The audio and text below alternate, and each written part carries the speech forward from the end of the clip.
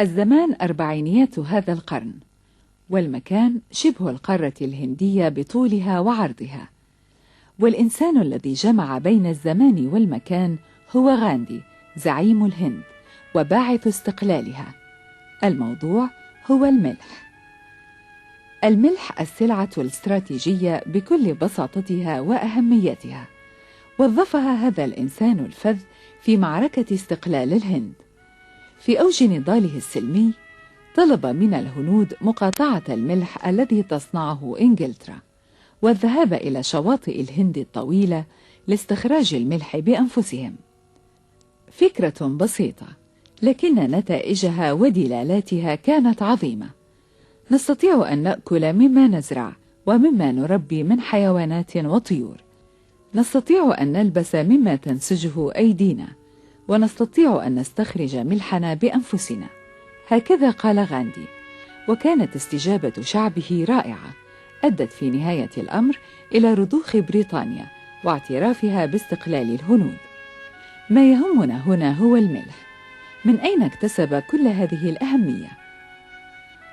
عرفه الناس منذ البداية، فهو ضروري لاستمرار الحياة، وتوفره الطبيعة في معظم المواد الغذائية وليس كلها. وعندما لم يكن يستخرج كمادة منفصلة، كان الإنسان بفطرته يتوجه نحو الأعشاب والمياه التي توفر له الملح. الكائنات الحية جميعها تحصل على الملح بفطرتها. عندما عرفه الناس صار للملح قيمة وأي قيمة، وصار يستعمل في المبادلات التجارية. يحتاج الجسم يوميا إلى حوالي 3 جرامات من الملح.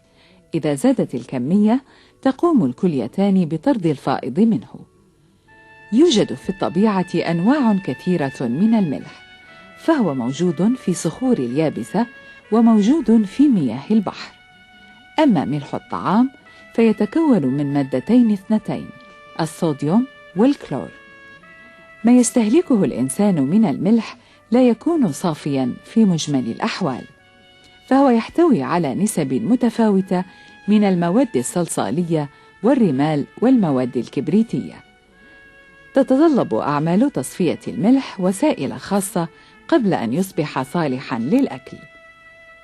من حسن حظ الإنسان أن الملح لا يعتبر من المواد النادرة، فهو يشغل مساحة توازي 3/4 مساحة الكرة الأرضية.